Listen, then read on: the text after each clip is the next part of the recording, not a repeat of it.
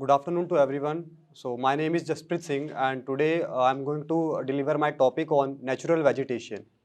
So first of all, we should know about that. What is a natural vegetation? Natural vegetation means a plant community which remains undisturbed for a long period of a time. So like we can say that natural vegetation as it was occurring as it was occurring by its own self.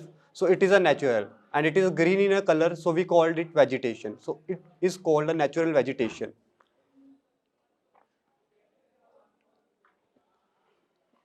So now I will discuss something related to natural vegetation for our country, India.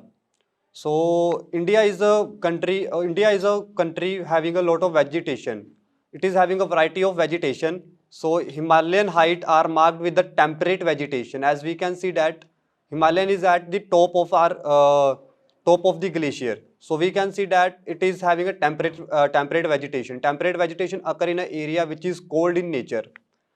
After that, we have Western Ghats and Andaman Nicobar Island, where we have rainforest. So, like we can take the example like rainforest are occurring in those areas, in tropical areas, which starts from 0 degree north to 23 degree north and 3 degree south. So, in that area, we have tropical rainforest. Then we have a deltic region. So like tropical and mangrove forest are there. Then we have desert and a semi-arid regions. And thorny and in these regions thorny vegetation is there. So then now I will discuss different types of forest. So we will discuss about it. So first one is tropical evergreen forest and semi-evergreen forest. Second one is tropical deciduous forest. Third one is tropical thorn forest. Then we have mangrove forest. And after that we have littoral and swamp forest. Now tropical evergreen forest. So through name we can see that tropical evergreen forest. Evergreen means which will remain green as a whole year. So these forests are found in Western Ghats and in northeastern region of the India. So Western Ghat is also called as the Konkan range, or not a Konkan range. It is also called the Konkan side of the peninsular India. Then in these forests, warm and a humid area is needed.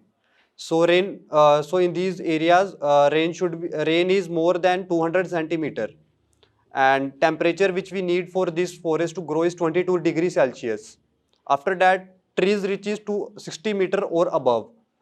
So trees doesn't shed their leaves. So as we can see that these are evergreen forests. So rain is happening. So there is a no chance that trees will shed their leaves. After that we have trees. These trees doesn't catch a fire as these trees remain wet all over the year. So wood of these trees are very hard. So we can see that to cut these trees it is very hard. So we are not able to cut it as these trees will remain wet. So their wood will become hard. Now, semi-evergreen forest. These forests are found in a less rainy part. Such forests have a mixture of both evergreen forest and tropical deciduous forest. So, oak is the main forest which we found in tropical deciduous forest. So, tea, rubber, and coffee is also the example of tropical deciduous forest.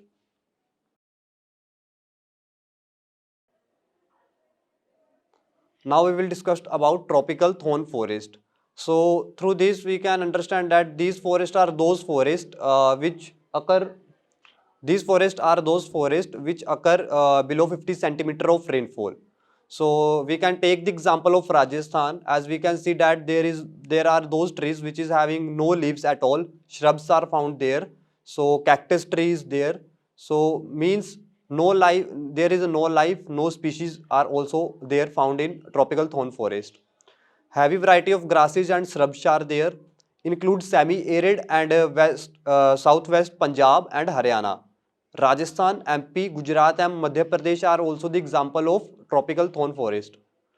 Then plants are leafless. As I have discussed earlier that in tropical thorn forest, if there is a plant, uh, the leaves of that plant will be shedded or having no leaves at all. So less species and animals are there. As we can see that in Rajasthan area, we will found animal like mainly which we see like camel. Not or other animals are there. Some snakes are there. So these are tropical thorn forest. Now I will discuss another forest which is montane forest. So in montane forest we have different levels. So as through montane forest we can understand that with increase in a height the temperature will start decreasing. So according to that different trees are found in montane forest. So the first one is evergreen broad leaf trees. So the height at which these trees are found is 1000 to 2000 meter. So the example is oak. After that we have temperate forest. The height of these trees is 2000 to 3000 meter. So the example of these are pine, deodar, silver and silver fir. After that we have alpine vegetation.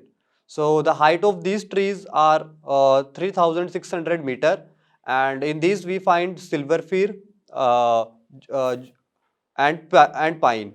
After that we have alpine grassland.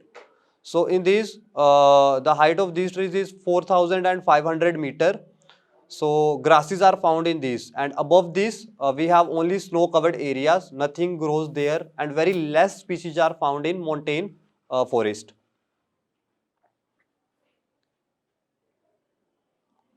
Now the last one is littoral and swamp forest.